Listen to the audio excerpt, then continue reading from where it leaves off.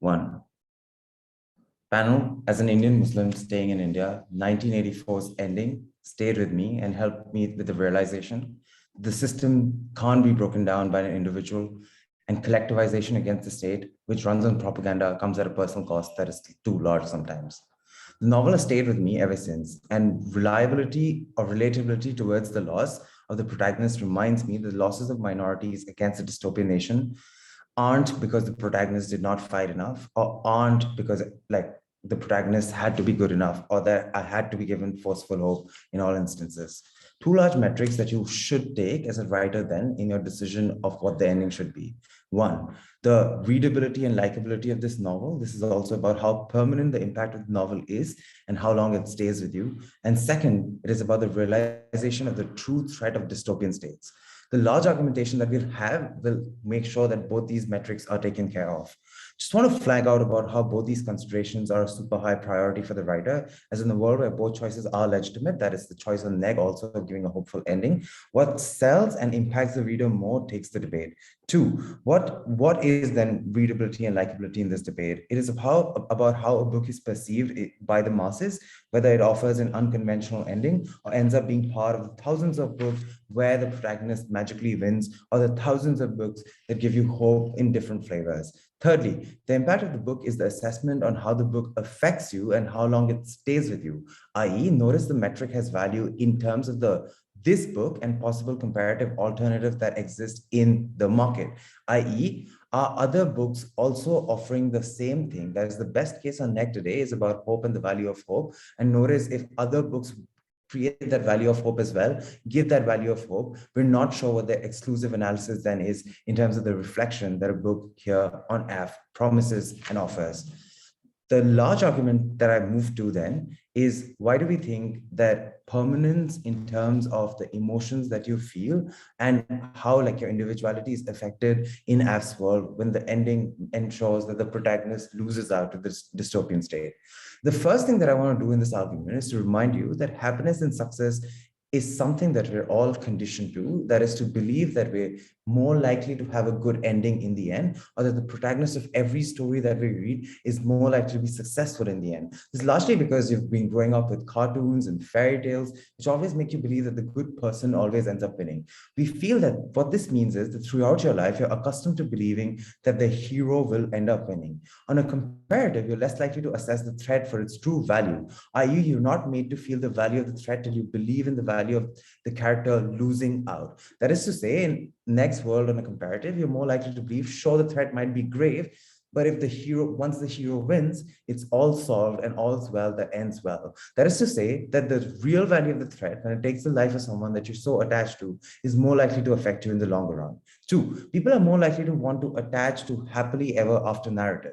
We think on F, we push not all stories end up with this happiness. We push for an alternative, for a book that is comparatively different, but also creates deep reflection, but also disrupts the market, which is flooded with these books in the status quo. We think that at a point of time, when you push the book in terms of saying that this will have like a slightly not so happy ending, the discussion becomes about, regardless about how much you love a character and how good they are, or how much they tried, or what capabilities they had, they can still lose to an oppressive system that creates that creates like this perception in the minds of people of the value of the threat that is out there in terms of dystopian governments rising up in the future. That is to say, you suddenly stop believing, or you stop believing to a certain degree in terms of why is it that individual characters, regardless of how good, strong, likable, lovable they are, they can't suddenly change systems, and the threat is so large that it's such a huge villain that it can't just be ousted because of the power of friendship. We think this is analysis on exclusivity on side gov. We think on a comparative, this is something that never happens on side op because of the possible like plethora of alternatives and because of the conditioning that happens.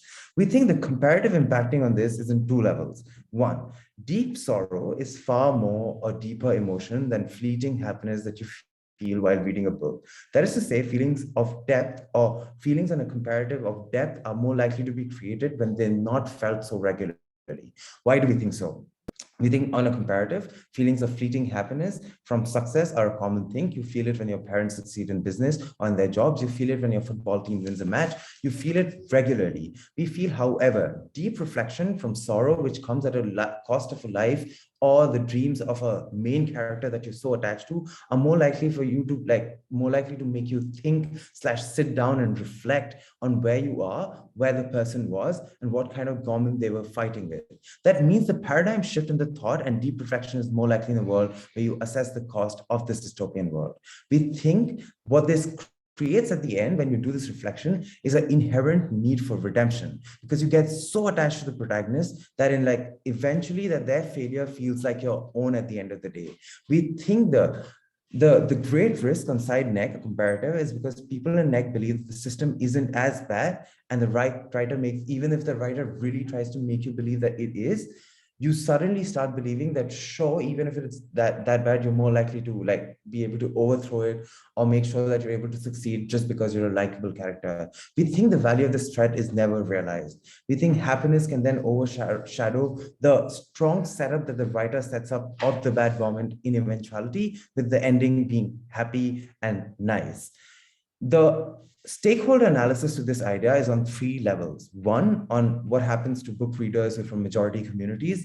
2, on individuals from minority communities. And 3, on the writer themselves. 1, on the majority book readers. We think that in general, people from majority communities have no incentives to engage with political thought or engage with activism or social movements. We think this happens because of political apathy, which stems from privilege or not being affected by policies of a state, which often support their communities. Which means when they read this book and there's a cost attached at the end of the book, which they're able to recognize, we think this political apathy is broken down to a certain degree. They're able to recognize things that are happening in real life, which might be similar to what happened in the eventually dystopian novel. Obviously, we're not talking about individuals staying in dystopian nations. We're talking about individuals around the world, in the majority of the world, living in soft right and slightly authoritarian nations, such as in India or like the Singapore of the past. What we mean by this is they're more likely to recognize the threats in real life. They're more likely to be less politically apathetic, and they're more likely to be sympathetic towards the needs of the minorities who are fighting against the system. 2, individuals from minorities. We think the largest argument on OP here is about, listen, this gives a certain amount of hope. Sure, 1, we're unsure why that is exclusive, but 2, notice that hope does not always lead to collectivization. We think deep reflection does. There's just a deep reflection of recognition of the cost attached and recognition of the amount of things that you're up against are more likely to lead you to action to change things as they are, which means even if their largest argument impact is collectivization, we think again that is something that is achieved in our world as well. Thirdly, on the writer, we think you have at your hand an ending that can be so disruptive that everyone's going to talk about it. Even if it is not something that is as good as hope, we think it still stirs the minds of the readers as well as the market. We think this gives you a chance to write more books and put your thoughts out there. We think this also gives you a chance to create a novel which is remembered by many. We're very, very proud to propose. I thank the speaker very much for their fine speech. Now, can I welcome the first negative speaker whenever they're ready? I'm confirming that I'm audible. Yep, go ahead. All right, just give me 10 seconds and I'll start.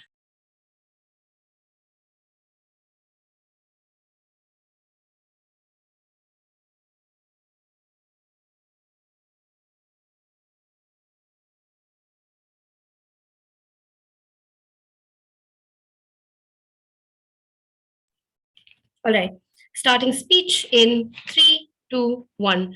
4 extraneous rebuttals to what we have in fact heard from affirmative. Firstly, a clarification. This is not an actor motion. Incentives of the actor on what would sell the book the most do not count as a metric. The info slide already tells us this is a great piece of work, which means we have to assume that there is some extent of popularity already associated with it. Therefore, social percolation is an exclusive on both sides of the house. Secondly, they talk about how there are just too many happy endings, which is why this is supposed to be unique. 1984 is quite possibly the most famous dystopia ever written. Of Mice and Men, Franz Kafka's Metamorphosis, all of them are regularly clearly a part of pop culture and the discourse that revolves around it. Unhappy endings are equally a part, if not more, than what happy endings look like right now. Also, just on the sellability of happy endings, we think happy endings are significantly more likely to stick with people, given that they give us emotions that individuals actually like latching onto.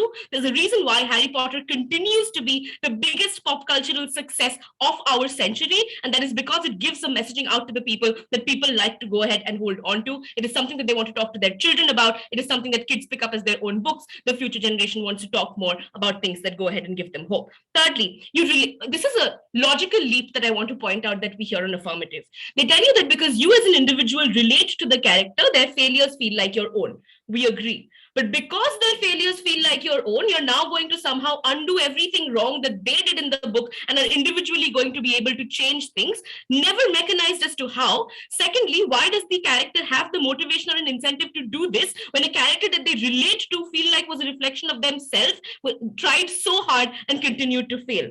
Finally, then, they tell you that the majority will recognize and change. I would like to posit that this is inexclusive, even on our side of the house. Given that the author is building a great work of dystopian fiction, we would posit that the world building and the setup of the world in and of itself, in terms of how it became a dystopia, why it turned out to be so terrible right at the end, are things that are going to become a part of the larger discourse around this, and the majority community would have to engage regardless. The sole metric by which you should be judging this debate, given that it's a value judgment debate, should the writer go ahead and do this, which side can potentially bring about a net benefit to the world? Two important pieces of characterization. One, the purpose of fiction literature in the 21st century. Note that this is fiction book. This is a fiction book and not the news or non-fiction. Therefore, its reader base is not regularly reading this for information. They're reading it for the feelings that they go ahead and derive from this book. We absolutely agree with the characters and relatability analysis that we hear from affirmative. Most of these characters are endearing, put in immense amounts of effort to go ahead and prevent the end of the world. Government has to go ahead and defend novels like 1984, where despite the immense amounts of effort that everybody involved and the good guys involved seem to put in, they continue to go ahead and meet with failure. Second piece of characterization, the world that we live in, which I think is objectively pretty terrible. Not only do we have bipartisanship tearing across most parts of the world, you have things such as racial violence constantly on the rise, entrenchment of patriarchy that just does not seem to fucking go away, and there's just so much else that continues to be wrong. We think most people are aware that these are problems that exist in society, but they feel that they're individually too small to be able to bring about a change within it, right? What this looks like is Christian people most probably believe that poverty is a bad thing and they should go ahead and engage in giving to the poor. However, they think that if they think that poverty is a result of immigrants and it's a result of what the government is doing, therefore they should not directly have a stake in it. And if they donate to a few people, it's not going to change anything. Communists and philanthropy, they believe that the world should be communist, but they don't engage in philanthropy because they think their funds may be misdirected. And what is this going to do? This is largely just going to be a drop in a bucket of water. Therefore, we're not going to be able to change anything. They talk about the fleeting sense of success, which is common. Therefore, this is going to lead to deep reflection.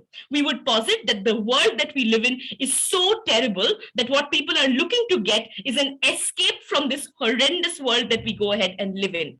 The easiest example of this is something as popular as Squid Games, still does not have as much of a repeat viewing rate as several of the other happier shows do, because people just do not want to keep consuming sad content over and over again. Their lives are depressing enough. We have not left our houses in almost 2 years now. Two arguments we present to you then.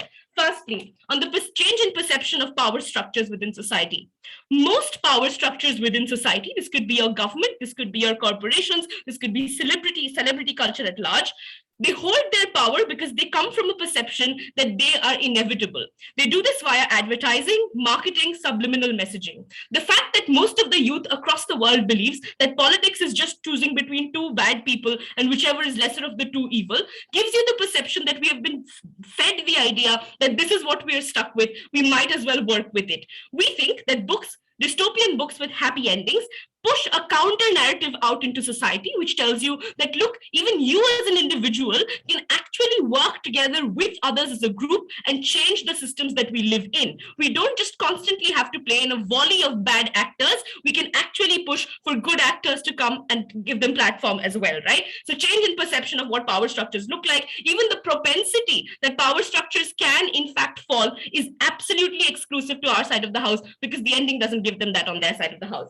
Our second and most important argument in the debate: an increased propensity of bringing hope, thereby increasing potential of change. One layer of analysis, 5 layers of analysis, and 4 impacts coming from this. Literature percolates into society in the age of pop culture and the internet to an incredible extent, especially given that this is a great work of fiction that is being written. We think you're going to see posts about this on social media. This is going to be something that becomes a part of your coffee table conversations. You want to discuss this with your friends because this is now something that is actively cool. 1, on relatable characters. We think that individuals get incredibly attached to the characters that they see or relate to within books, and how the character's life ends up being becomes a crucial part of how they go ahead and relate to the book on a larger scale. An easy example of this being if you've watched How I Met Your Mother, depending on if you liked Ted more or Barney, it largely largely shapes whether or not you actually liked how the finale ended up playing out, right? Something important to note here is that if you live an objectively shitty life in trying to deal with the dystopia that our world has become, and you're reading a book in which the protagonist, who is relatable to you, is going through some similar shit and is still able to overcome it, the unique hope that this gives to you, the silver lining behind the cloud, that look, if they could do it, maybe, just maybe, I have the potential of bringing about change as well, no matter if the world at large seems like it's on fire, and even if power structures tell me that they're inevitable. Secondly, on burnout and shock value, we think individuals have essentially become numb to bad news, to the extent that, especially in countries like India, when you read news articles about sexual violence against women, you tell yourself, oh, look, it's just another Tuesday in this godforsaken country, and you turn the page. That burnout is something that comes from constantly having bad news being thrown at you, right? This exhaustion that particularly harms minority communities within society, who are living the reality of a dystopia in their everyday lives, and are now also not getting an easy access to escape from it, given that this is now a part of popular discourse and everybody wants to talk about the bad ending. We think this is particularly damaging to their mental health and their sense of self. Thirdly, the push to participate in individual change. We think books like this actively ask individuals that you have to be, this is an onus or a burden that exists on you. You have to come to the forefront and be able to change this shitty world that we live in, and that is why it is important. Finally, then, on activists and people actually still trying to change the system, climate change scientists, pro bono lawyers, these individuals take on the system every day of their lives. They deal with bad policy, they deal with corrupt politicians, and yet for them to keep the good fight going, we think avenues of hope become incredibly important, which they exclusively get on our side of the house. We give you a symbol for the movement, incredibly proud to oppose. I thank the speaker very much for their fine speech. Can we have the second affirmative speaker whenever they're ready?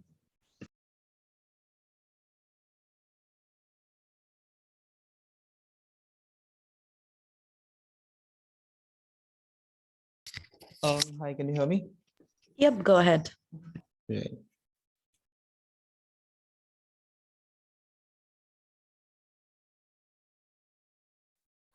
Cool.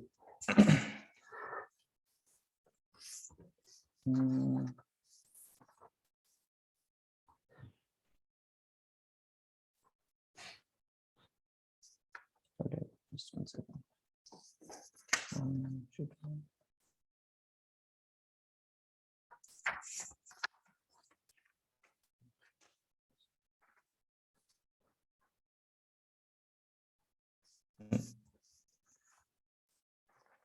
Jibran, can you give me the phone? Yeah. All right, 3, 2, 1, let's begin. 4 large responses before we move on to the 2 extraneous extensions in my speech. Firstly, opposition claims that the permanence is not a metric. He says that, sure, this is a great work of art, but does not mean that it's going to be like rapidly relevant in the present work. And here's a bit of nuance to this idea. Insofar, vast amounts of works when it comes to tragedy or dystopia might be a great amount of work academically, or even in the sense that they were written with like great prose or extensive amount of story build up to them. But the reason that how regularly they are cited is consistently dependent upon how permanent their impact is upon the lives of people, which means that my Odyssey might be one of the greatest works that opposition might want to talk about, which is like extremely one of the greatest academical works that has been written. But the reason why 1984 is consistently cited in times when there is oppressive government existing within the society is because there's a deep impact which is given in the minds of people, saying that the state which is acting against you is relentless in nature and will not stop at your death, even if there is huge amount of cost which is attached to its own self. Which means that in vast amount of instance, you have to make sure that there is an emotional shock that is permanent within the minds of people when they are able to consistently believe that the state is not going to stop, which can only happen in a world wherein you're constantly going to focus on an emotion which is relatively rarely experienced by people compared to the fleeting emotion of happiness that is made you experience everyday life to begin with. But two, notice that opposition goes ahead and argues that, oh, happy ending is something that individuals hold on to. We think that that is true, but the problem is that at a point in time, individuals are reading in book, there is a competing metric for what type of emotion should overpower your brain, which means that on opposition, you have a far more risk of losing out on the fleeting sense of happiness. Shruti is correct. The world is shittier, but far most amount of people in the world feel happiness with regards to how their individual life is on an everyday basis, which means that even though I am being structurally oppressed by any kind of structure within the society, I feel happy when I'm able to make it to the out rounds of Australs. I feel happy when I see my father succeeding at work, or I feel happy when there is like a love romance within my own friend circle succeeding, which means that in vast amount of instances, individuals do have that access to happiness, which they always consider. In a world wherein you are going ahead and you're making a book that only talks about the success or the ways that individuals have succeeded, you're more likely to make sure that this experience overlaps with the happiness that an individual faces in their everyday life, which means that even though you know that you are watching an Harry Potter, the reason why Harry Potter remains permanent within your brains is because it had the because it to some extent it made you feel good in the shorter run, but does not make you actively reflect or actively think correctly as to what the system was to begin with. And that's exactly the purpose, which is exactly the purpose of these dystopian novels to begin with. In a world wherein there are consistently happy ending, you're more likely to become numb to happy ending in the first place. But secondly, notice that even though you do get happy ending and individuals are going to latch onto it in the shorter run, you run a risk of narrative shift of character discussion on opposition bench, because you fail to discuss the ways that oppression happened, because at a point in time, individuals are constrained to believing that at a point in time, the story ends well, everything was okay, and insofar that sacrifice was made, it's fine for you to move ahead and focus on the happy ever after that the character is focusing on. Which means that even though there is certain amount of oppression that was highlighted throughout the book, it's not relatively and it's not going to become like the relevant discussion post the book has been read. We think that this is a grave loss. At a point in time, the primary focus of the book has to be about the dystopian destruction, like the dystopian nature of the governments, and as to how governments are relentless and highly evil and are highly evil in their nature. But three, opposition says that there's a net benefit with regards to escape. We haven't really heard why that's true. But four, on the idea of symbols of hope. This is an analysis that is crucial in this debate and overlaps with the extension that I have.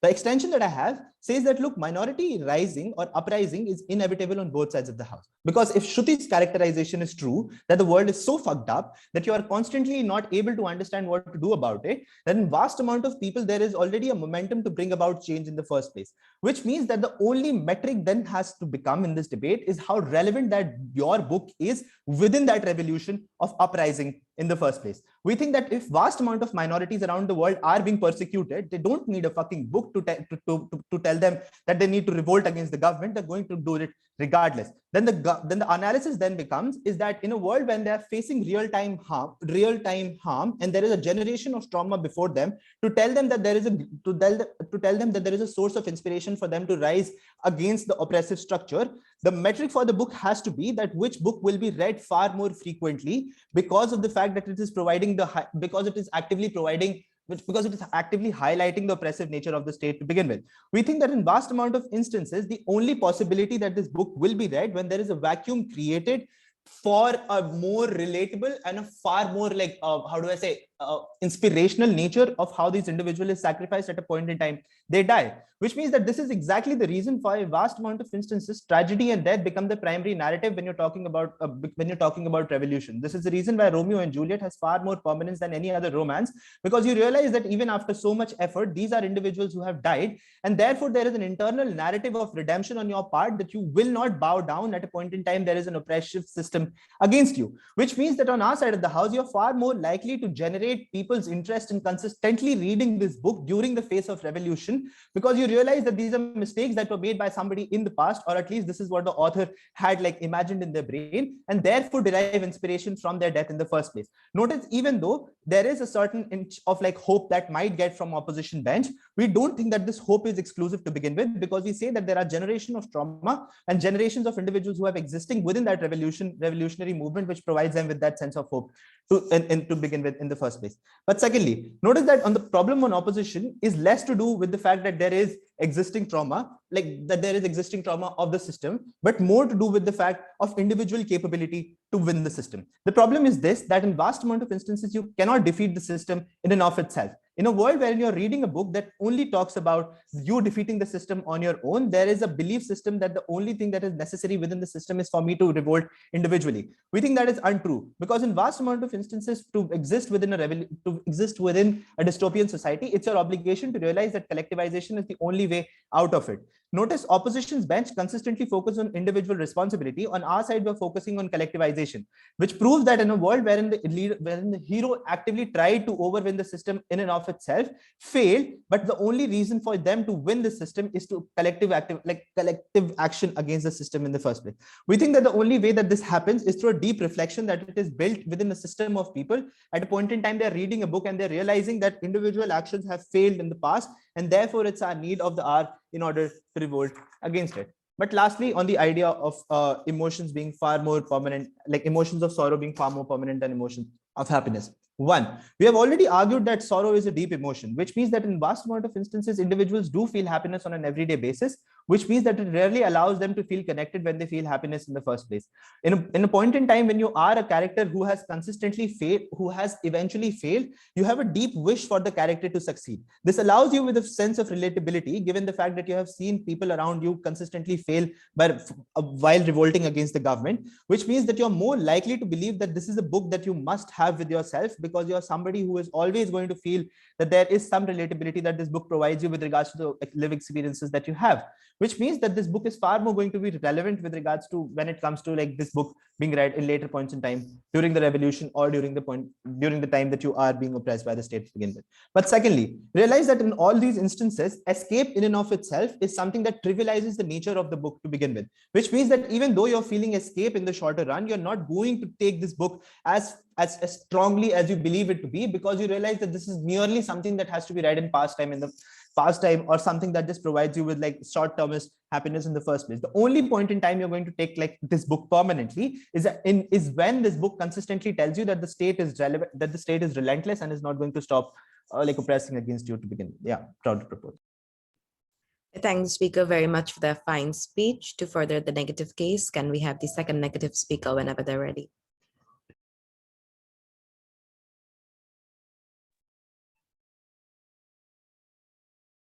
Hi, am I audible? Yep, go ahead.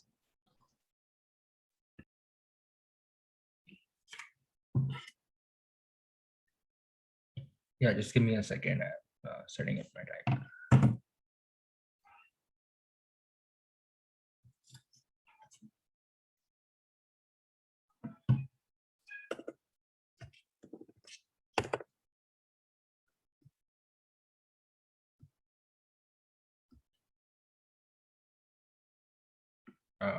Sorry.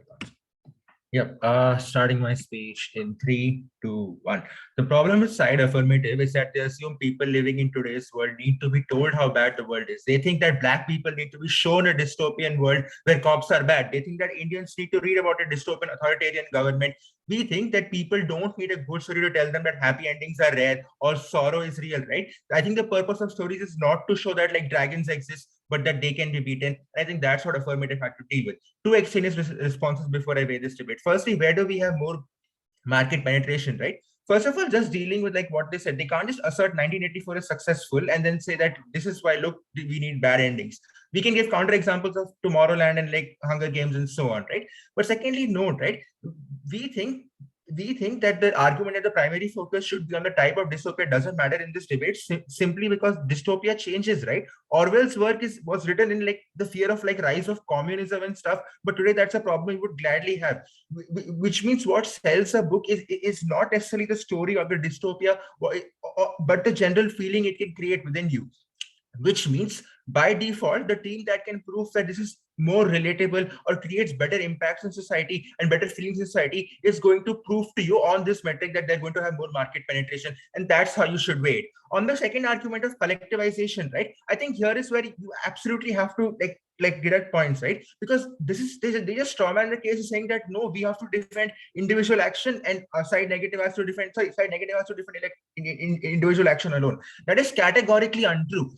We can defend collective action succeeding as well, right? We can defend stories like Tomorrowland that talk about people coming together, whether it's scientists, so on and so forth, and working together. We can defend like collective succeeding and individual succeeding for that matter as well, right? On the contrary, side affirmative has to defend a collective also failing, which looks like a book that probably talks about people who came together and worked together and still failed, right? Which means like just an example on side opposition would be a movie like Avatar that also falls on our side. But secondly, right, collectivization makes it sound like human beings are some pawn that's like controlled by a chess, like someone playing chess, right? That's categorically untrue. Collectivism is still built on individuals deciding to join that collective based on this likelihood of that collective succeeding, which is also like a function of hope. And which means collectivization is primarily contingent on people thinking the collective will succeed rather than like some random idea of like people working together will work. On the clash of societal change, there are three ways to achieve societal change. One is reflection, second is redemption, third is hope. Why do we win on all counts? Firstly, on the idea of reflection. We think reflection is symmetric, right? Because reflection and introspection are a function of the story and not the ending. Therefore, the difference in this, and the only difference in this debate comes from the ending. Therefore, it's unlikely to which you reflect is different. What this looks like is when you read like parts of 1984, you question whether the kind of struggles you have today is something that the main character can relate to. And that's the point at which you have reflection. When you talk about dystopian governments, you compare the dystopian government to your current government and so on and so forth, right? The reason for this is like because most dystopian novels, movies, or whatever are structured in a way in which the first half talks about how bad the world is, how we reached at this point, so on and so forth. The ending is more about like how we solve it and in terms of different fighting, which means all the reflection happens there. Secondly, on the mechanism of redemption, right? We think that affirmative is right, redemption matters, but note the meaning of to redeem yourself changes. I think inside affirmative's world, redemption would mean like taking back the lost time you wasted on social movements, right?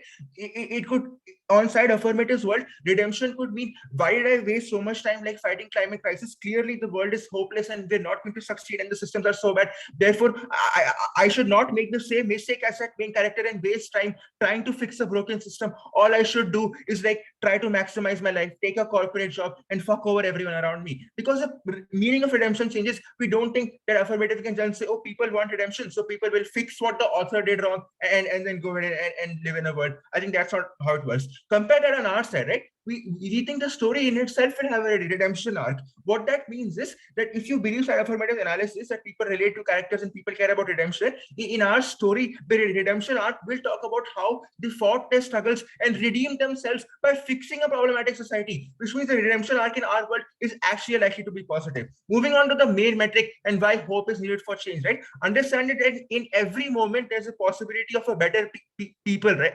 Of a better future, but people just don't want to believe it because people don't want to believe in this better future. It's hard to make it a reality, right? People dwell on like terrible futures like 1984 and resign themselves instead of working towards a future. The reason for that is because the future you want necessarily demands that you let go of certain things, right? Whereas a dystopian future doesn't ask you to like let go of anything today, and it's something you can just like give up into, right? Because giving up is so easy. The reason this matters today is because societal problems are today based on inaction and laziness, right?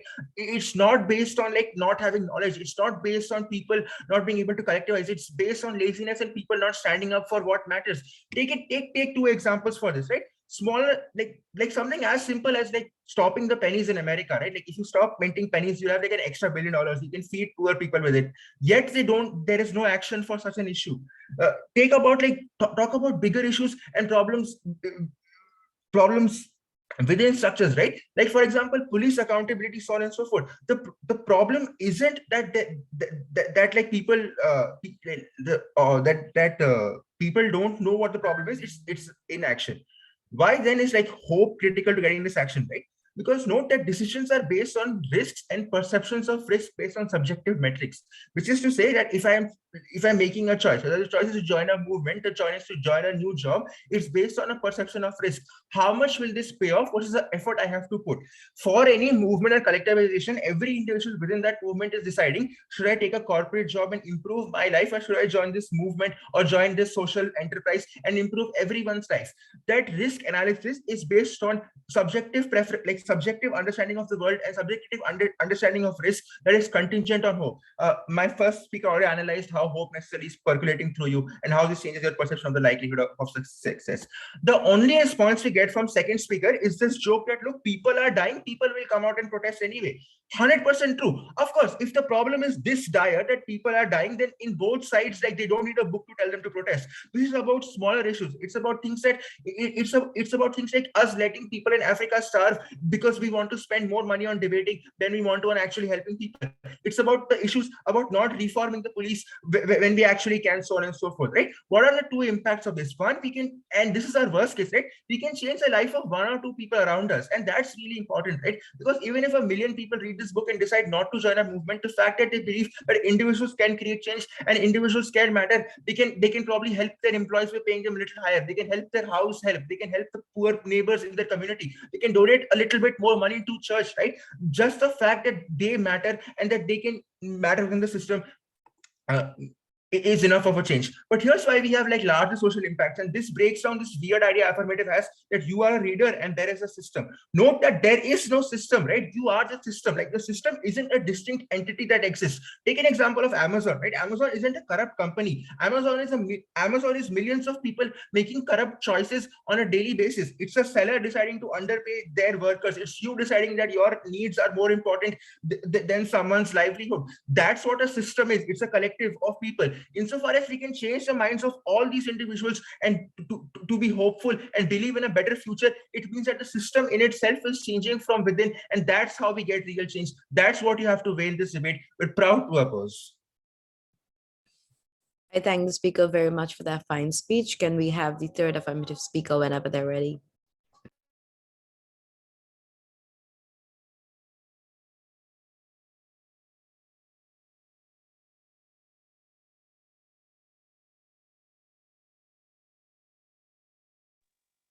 Great. Give me around 20 seconds. I'm just setting up my timer and sorting out the books. Sure.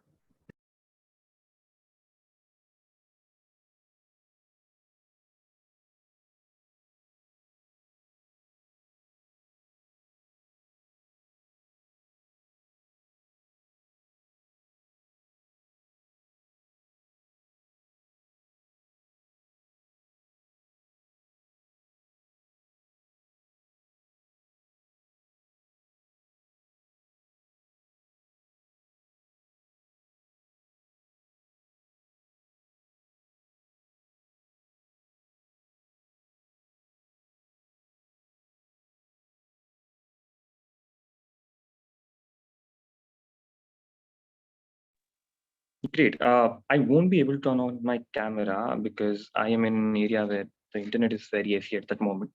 I'll start my speech with a countdown in 10 seconds.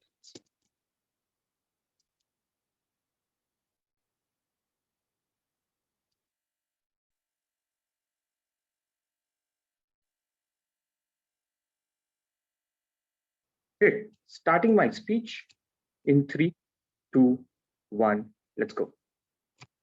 Panel, two things at the outset of the speech. First, on readable lightability. Second, impact of the story on a reader.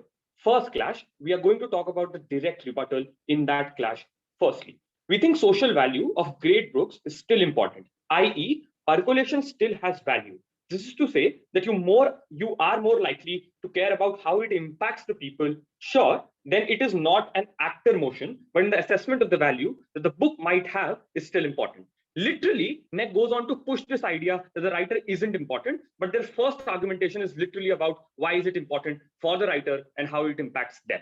Your comparative is Harry Potter and tons of other good books as well, i.e. the market exactly flooded by these feel-good books that people love, i.e. when you make a book similar to what already exists, your chances of success and creating value is less likely. 3, notice how their brilliant analysis on something that is largely inexclusive. That is to say, even when you create a dystopian novel with a bad ending, there are other books as alternative which are feel good.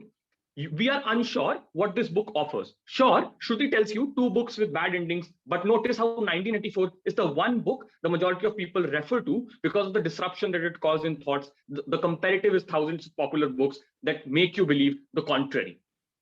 On burnout, okay, notice how happiness, which is fleeting and both something that even when you are conditioned to believe is likely, are unlikely victories, because you realize that there is some fiction and believing this sure gives me fleeting happiness, but I'm unsure how this translates to say, notice how Harry Potter still makes you believe in a good versus bad and makes you believe the eventual power that you will have to fight against the oppressor because of your special power. Notice how people are more likely to believe that this is unlikely and their world is different to the world that they live in, i.e. you saw Harry Potter and Divergent as fantasy and gave it that value and do not relate to it to your world. Notice how you get no analysis on likelihood in their whole case, i.e. their case about creating a symbol for the movement. We think they haven't proven percolation to you in a world where the market is flooded by feel-good books, i.e. if you believe Shruti's analysis, you're less likely to want to read the book or attach to it if you are if you are living in such a fucked up world. Teja gives you the exclusive analysis about how people are happier in situation of their daily lives. Thus, disruption happens even in a fucked up world where you believe the comparative of fleeting happiness being prioritized by people. What is the comparative analysis on this? On 5 levels that they largely ignore.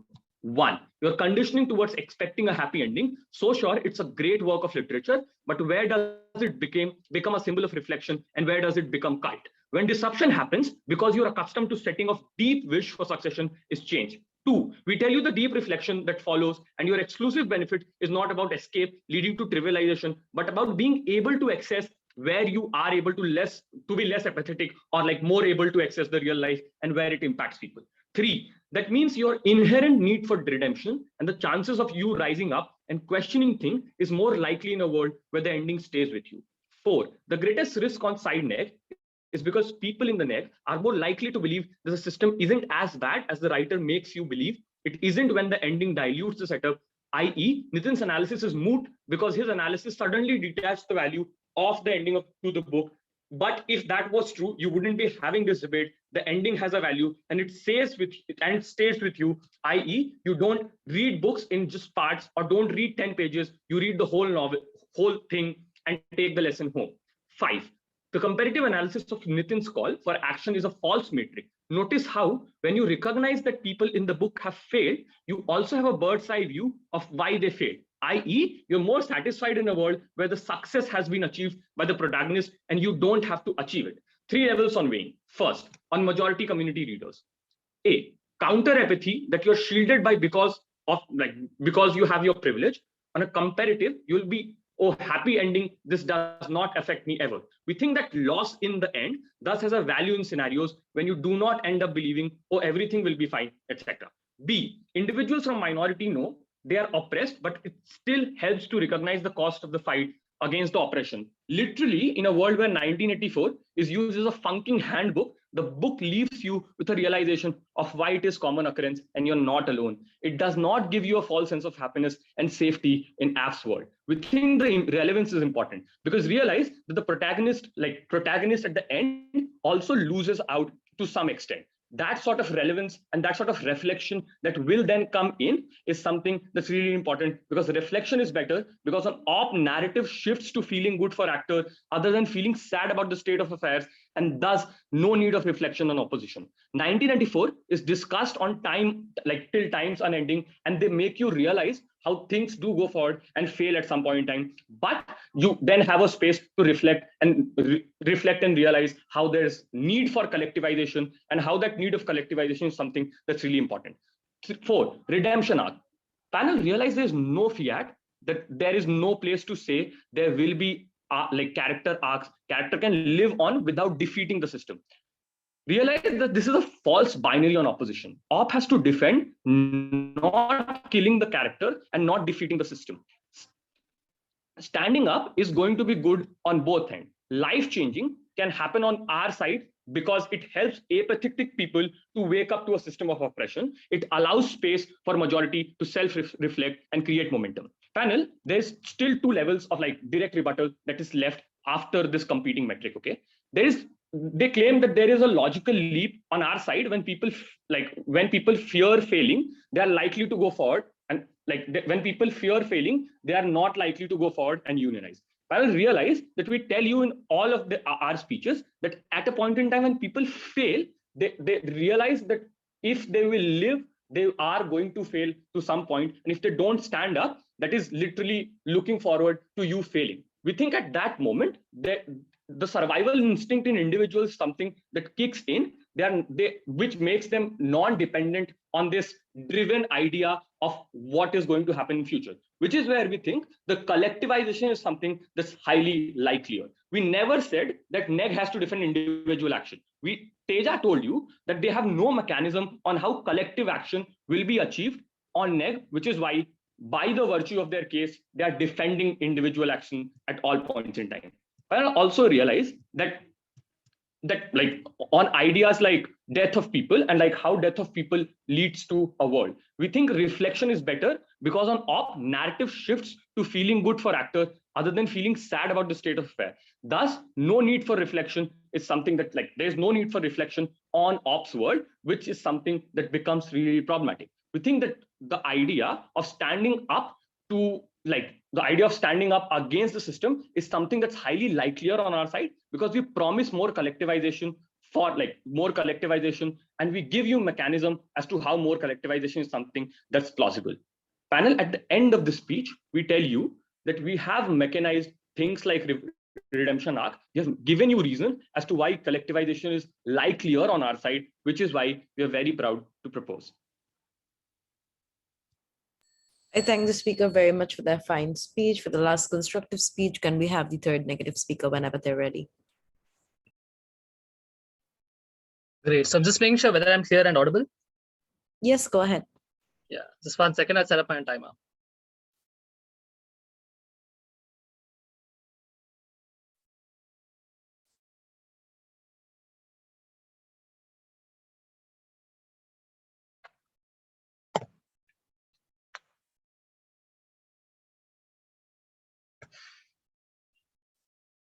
Cool. May I start the speech? Yes, go ahead. Awesome. Starting the speech in 3, 2, 1, go. By the logic of side affirmative, people shouldn't watch movies like Django Unchained. They shouldn't watch movies like Philadelphia, so on and so forth, because they don't show the risks that are associated with forming collectives. They don't show the risks of protesting against a state that does not care about you, and they don't show all the possible harms, and they don't leave you with a feeling of sorrow that is actually quite crippling and prevents you from change, but somehow they posit that this feeling of sorrow is going to drive you to change, which I'm going to prove to you is not. The book 1984 is not popular because of its ending, that is to say, because of the sheer hopelessness that it portrays its readers with and therefore somehow drives them to change, but because of its prescience. 1984 successfully predicted the way in which the world is going to delve or move into a state of more and more authoritarianism, of things like constant surveillance, of a world in which people's freedoms are likely to be clamped more and more in the name of common and joint self-interest. And that is the reason why the book and books such as these are actually so popular, because of their degree of prescience, not because of the fact that Winston died in a cell believing that he actually served the state. Also, note that the book 1984 and books with negative total negative connotations are used always in negative context. If there is a case of state surveillance, oh bro, it is 1984. If China is doing bad shit, oh well, what to do? It's 1984, right? Without any concrete mechanization, rather than saying that leaving readers with a feeling of constant sorrow is somehow going to drive them to change, that is not sufficient mechanism for side prop to win this debate. That's where they're losing, right? Books like Harry Potter that have sold more like numbers of copies than the Bible in and of itself. Books like Fahrenheit 451, books like Tomorrowland, like movies like Tomorrowland are ones that are actually being consumed because there's a need for this, and I'm going to actually mechanize to you how.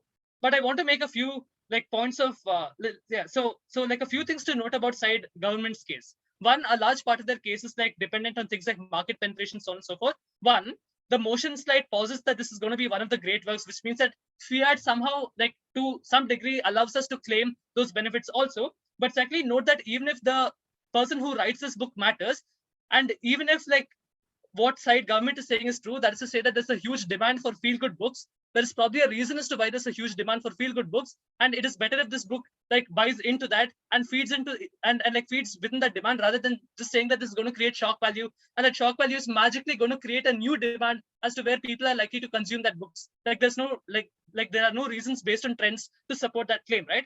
Secondly, there's a certain degree of tension within that case, because the case coming from PM like largely talks about like the necessity for people to be more and more aware of the dangers of like protesting against the state and the dangers that actually come to yourself, which sort of bites their mechanism of change, which means that people are likely to be more fearful and are likely to be a little more reserved in their pursuit of change, right?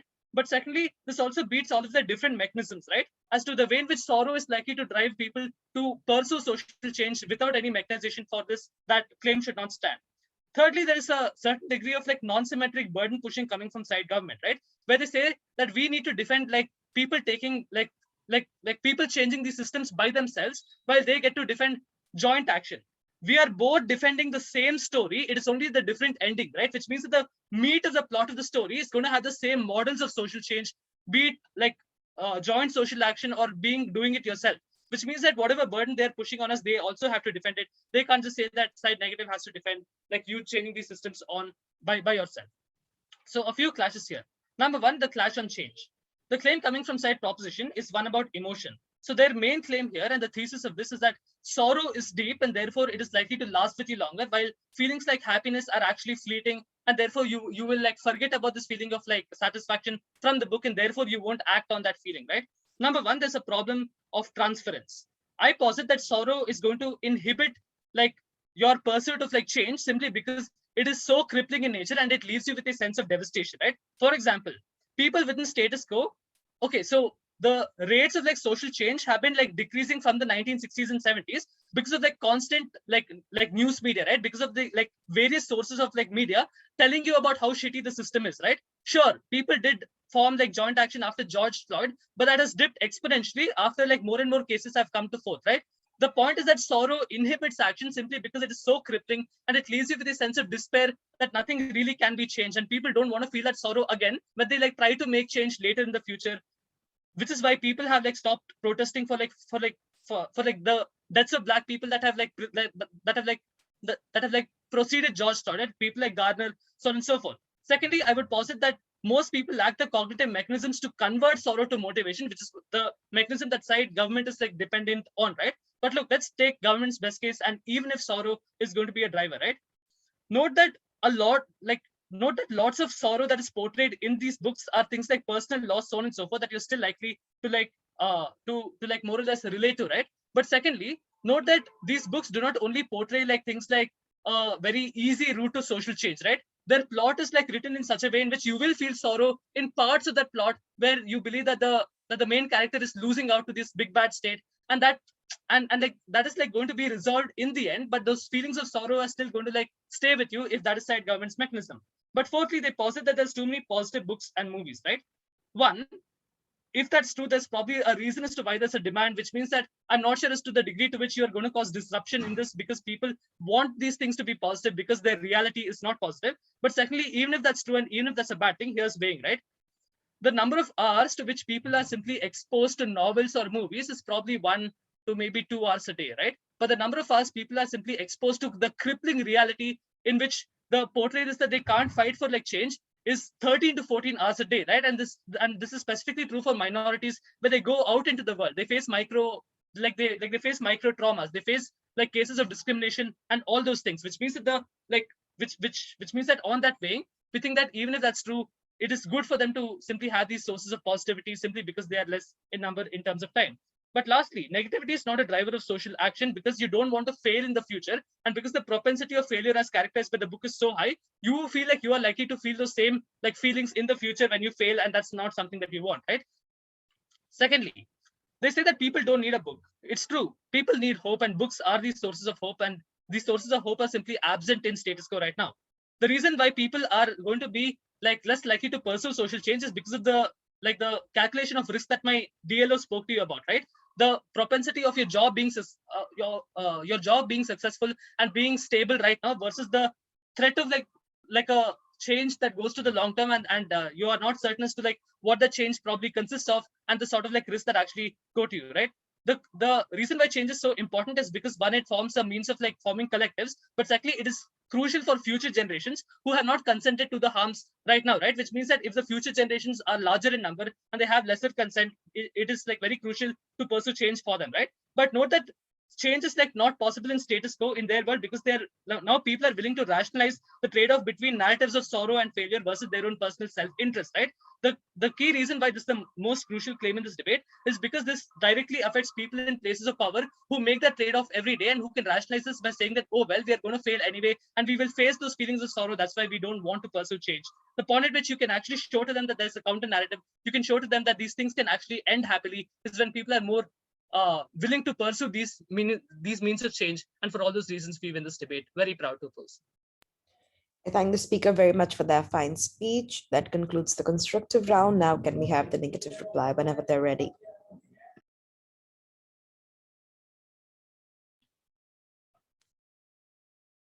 Yeah, just give me 10 seconds, please. Sure.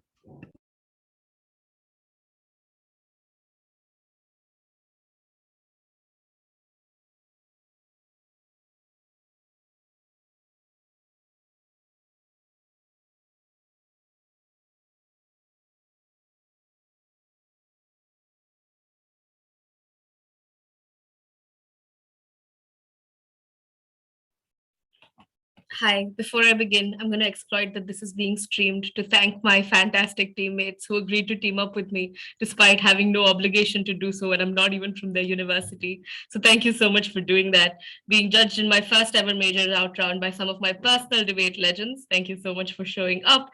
And most importantly, to the team that I'm going up against, it is truly ironic that I'm going up against the people that I started my debating career out with, some of my closest friends and my boyfriend. Thank you so much for the fantastic round, guys. There are only winners this round. Okay, starting speech in 3, 2, 1. In debate land, we term them as minorities, but they really are not. White people are in fact a numeric minority. Women and gender minorities go ahead and outnumber the number of cis males that exist on planet Earth. The wealthy in the world are literally just a 1%. The majority of people across the world do in fact face certainly, like at least to a certain extent, some degree of oppression every single day within their lives. In the context of COVID, with us being locked within our own homes, mental health literally never having been worse in the history of mankind, we think everybody sees struggles in their everyday lives. They see so much tragedy around them. Every time they pick up a newspaper, every time they watch the news, for fuck's sake, Netflix's Christmas release this year was a dystopian fiction with a bad ending. It was Don't Look Up. It is important, therefore, in this context, to give people hope. And that is the most important takeaway from this piece of dystopian fiction that they could possibly have. It is important for individuals who are relating to these characters while they're reading this book to note, is this really the middle of the story wherein I do get an arc, wherein I collectivize, take on responsibility, do things to change the world that I'm living in, or is the story already over? Is this what my life looks like? It couldn't even change in fiction. What the fuck am I going to do in this fucked up world that I go ahead and live in?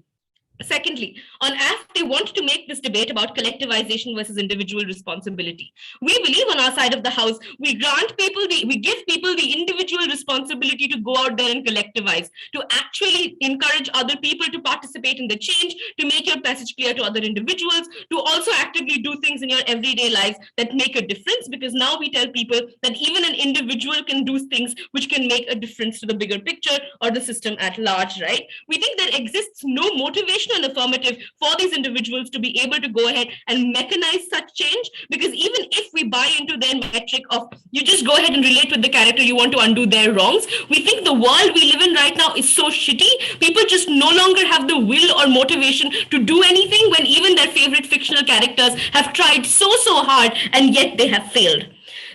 What we give to you exclusively on our side of the house. One, a change in perception of power structures. These power structures that we deem to be immutable characteristics of our world, because these power structures go ahead and participate in marketing, advertising, and subliminal messaging to tell us that this is all we have and we have to make do with what we have got, right? This looks like corporations telling us that it is impossible for them to go green. It is impossible for them to pay higher wages because that's just how the society and capitalism works right now. It is in fact possible. It's just going to cost them a little bit more. That's why they don't go ahead and participate in it. We are the first side to give you exclusively the perception that power structures can in fact be overthrown, and that in and of itself makes a world of difference, especially to individuals going ahead and consuming such literature. Our second impact then was on the idea of hope and why it's more likely to bring about better change. We talked to you about the burnout that people face in their everyday lives because they're so sick of their lives being depressing and the world around them reflecting the exact same thing, right? How the creation of hope, when they go ahead and consume a piece of literature that is not just great, therefore becoming a part of pop cultural discourse, but also something that they personally relate to because of the way that characters are shaped around them, right? This is the hope that pushes them to go ahead and bring about change in the society. This pushes for individuals to actively stop criticizing everything that's happening around them and do things in their everyday lives to be able to change what is happening. Because if you as a regular protagonist are not being able to bring about change, are not doing your bit in bringing about change, then that is when you're letting down the character that you related with so immensely as you went ahead and read this book. We talked to you about how activists in general, people who are actively trying to change the system, need this hope not just to motivate themselves, but those around them. In every moment panel, there is a possibility of a better future, but we just choose to not believe it. And because we don't believe it, we do not do what is necessary to change it into our reality. We dwell on this terrible future and resign ourselves to it for just one reason, because the future doesn't ask you to do anything today. We change that on our side of the house, incredibly proud to oppose. I thank the speaker for their fine speech. To conclude the round, can we have the affirmative reply? Hello, can anyone hear me? Yep, go ahead. Right, just give me 1 second and I'll start.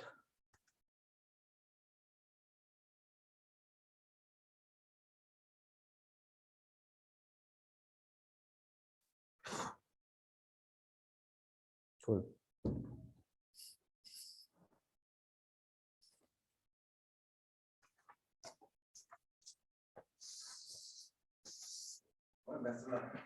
Thanks, man. Yeah, got it. All right. 3, 2, 1, let's begin. Let's have a quick discussion on the idea of hope. Then we'll move on to discussion of the ideas of examples that opposition gives, and then just some responses as to what this debate was supposed to be. Firstly, on the idea of hope. The weird claim on opposition is that it provides you with hope and your ability to sustain the shitty life that you already live. But if you look at Nitin's speech and Suhas's speech, the vast amount of agreement on their end is that, oh yeah, the market is already flooded with enough amount of books that provide you hope, that provide you with a feeling of success, or with the feel good of a romance ending in success. On opposition, we never hear that why do you think that this hope is in such a way exclusive that it is actively able to overpower the already existing mechanisms or coping mechanisms of hope that market already provides? We think that Shruti's analysis is true, that this does give you hope, but that argument is not an end in and of itself unless they prove that why there is an incentive of this book exclusively providing that sense of hope to them and then becoming a famous piece of literature. Because here's the fiat in this debate, right? Opposition says that you have already made a great piece of literature. If you read the context on your phone, it says that you have a writer who has written a great piece of literature and does not give you a fiat to say that your literature is already famous, which means that as a writer, when you're ending the book, which means writing in real time, it's a decision whether you want to end it on a happy note or on a sad note. Then the debate becomes, is that what gives the book a far more sense of popularity and far more sense of relatability or relevance within the times to come. This is not a debate in retrospection wherein the book is already written and you have to talk about after the book is famous as to why it's good or why it's bad. This is a book at a point in time as a writer, you have to make that choice of making it sad or happy.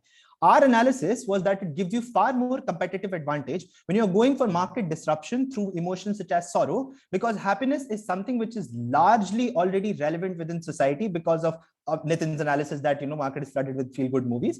But two, that happiness is far more consistent in your life compared to the sorrow of death, because opposition's arguments are non-nuanced. When they say, oh, you feel sorrow all the time, we say that the sorrow of losing of somebody in your life that you have feel so connected to throughout the entire book is what makes it exclusively far more disruptive than just like a mere sense of response that, oh, sorrow is something that you feel by not waking up in the best possible place that you wanted to all your life. But two, the fiat of change of power structures and weird shit, because this book does not give you a fiat to say that the power structures are going to change. The fiat on opposition is to say that the character lives, which means that there is no real analysis on their end to say that the character succeeds in a way that it defeats the power structure. But two, they say that there is an internal redemption arc that provides them with a sense of success. That is true, but that is also something that they have to fiat with, because power redemption arc in and of itself is not necessarily linked to the character succeeding, or is not necessarily linked to the character living. You can escape the system and still live within the system, and by succeeding in your romantic story does not provide you with a way to say that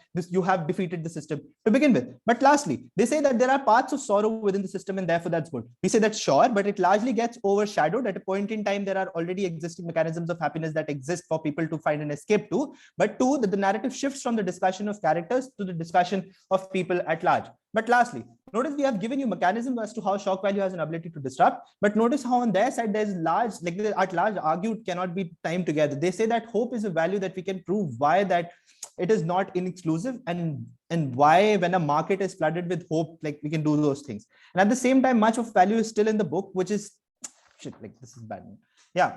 Which means that on our side of the house, we have far more analysis on why it proves that things such as Django Unchained or even 1984, even on Django Unchained, even though it was a success, it was a success story for most of them, nobody really talked about as to how slavery system is being critiqued. But rather 1984, when it ends on a sorrow note, you're not talking about the romance of Winston succeeding, but more about how the system fucked them up.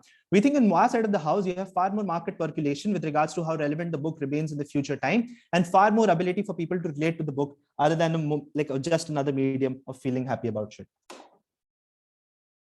I thank the speaker very much for that fine speech. Thank you everyone for an incredible debate. I would now like to ask everyone to virtually cross floor and shake hands, or whatever we do in online rounds.